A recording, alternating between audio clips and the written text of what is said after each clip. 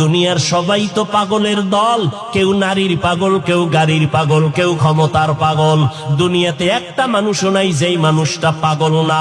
কেউ সম্মানের চেয়ারের পাগল, কেউ আবার টাকা পয়সার পাগল, কেউ আবার গাড়ির বাড়ির পাগল। আর একদল পাগল এই জমিনের মধ্যে থাকবে, এরা টাকার পাগল না, বাড়ি গাড়ির পাগল না, এরা ক্ষমতার পাগল না।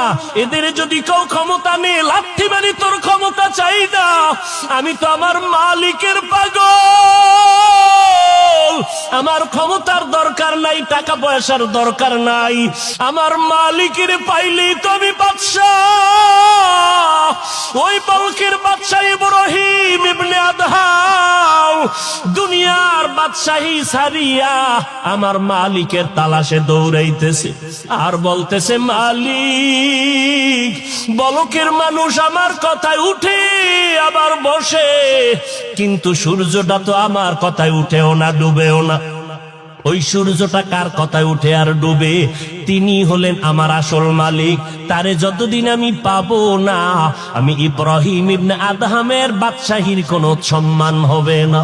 এই বাদশাহ ইব্রাহিম রাজকীয় সব বিছানা ছাড়িয়া, সেরা ফারা কম্বল গায়ে দিয়া সাগরের কিনারায় জঙ্গলে দৌড়ায় আর বলে, মালিক,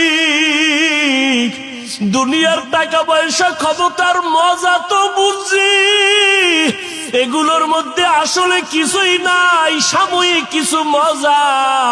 কিন্তু তোমারে যদি না নিয়ে কবরে যাই, তোমারে বন্ধু না বানাইয়া যদি কিয়ামতের দিন উঠি, তখন আমার কবর হবে জাহান্নামের গর্ত, আমার হাসরের ময়দান হবে ভয়ঙ্কর অবস্থা।